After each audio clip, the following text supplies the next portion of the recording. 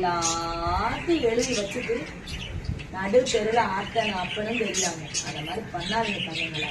தாய் சாபத்தை வாழணும். அம்மா அப்பாவை பார்த்துக்கணும். நம்ம இந்த பூமி கொண்டு வரணும். சரியா? கடைசியா நம்ம கொண்டாடிக்குள்ளதான் சில ஜென்ஸுக்கு சில லேடிஸ்க்கு நான் சொல்றது ஒண்ணுதான். யாரையும் நம்பாதீங்க. ஆரம்பத்துல பழகும் போது ஓஹோன்னு இருக்கும். அப்புறம் போக ரொம்ப கேவலப்பட்டு போயிடும். அதெல்லாம் வேண்டாம்.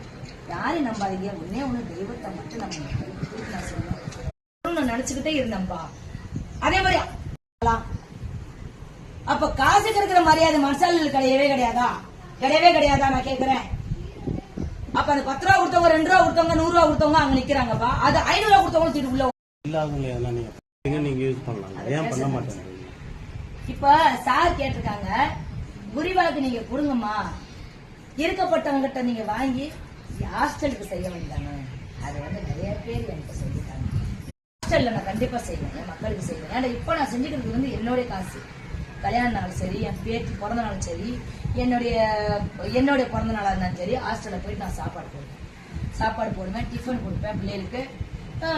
எது அப்படின்னு மக்கள் என்ன பண்றீங்க, அவங்க கையில 10,000 20,000 50,000 1 லட்சத்தை கூட கொடுத்துறீங்க. பேய் பிடிச்சு போச்சுன்னா கொடுத்துட்டு என்ன பண்ணிடுறீங்க?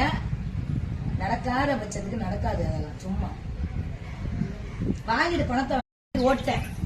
எங்க ஓட்டேன்? திருக்கோவிலூர் போறேன். இங்க இருந்து அரிசி இந்த 25 கிலோ சிப்பா இருக்கு பாருங்க, அரிசி கோணி. அந்த அரிசி கோணில என் புடவையில கட்டிட்டு தூக்கிட்டு ஓடுறேன். என் பையன் கிட்ட எனக்கு நான் இங்க இருக்க மாட்டேன், பயமா இருக்குப்பா. அந்த உருவம் எரிஞ்ச மூஞ்சி நான் பாத்துட்டேன். ஜுரத்தோட நிறைஞ்ச பொம்பளைங்க நிறைய பேர் வாழ்றவங்களும் இருக்காங்க. இன்னைக்கு பாருங்கண்ணா, என் மக்களுக்கு என்ன வேணா நான் செய்வேன். பேயில இருந்து பிசாசுல இருந்து பிள்ளையில இருந்து சூனில இருந்து நான் விரட்டுவேன். ₹1 நான் வாங்க மாட்டேன். என் மடப்பொறுத்து காலி என்ன பெத்த ஆத்தா கண்டிப்பா உங்களுக்கு 1.5 மாசத்துல 6 வயசு குழந்தையா மாறி என் மதுரை மடப்பொறுத்த காலி என் உடம்புல இன்னைக்கு 6 வயசு குழந்தை மாதிரி இருக்கிறான். அதுல இருந்து என்ன ஆயிடுச்சுன்னா, மக்கள் மொத்த பேரும் குழந்தை இல்லாத சராசரியா மிடில் கிளாஸ் சாமி வருது.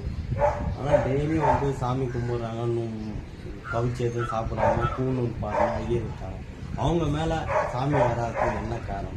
17 வயசு பையன் இவன் வந்தா வேலை மேல எனக்கு பிடிச்சிருந்துச்சு. நான் இவன் மேல வந்துட்டேன். எப்படி இவன் மேல நான் வந்துட்டேன்.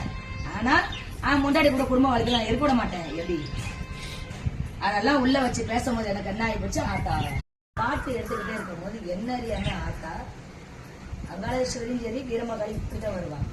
மடப்போறதுக்கு ஆள் இப்படி வந்தாங்க, வித்தியாசமா வந்தாங்க.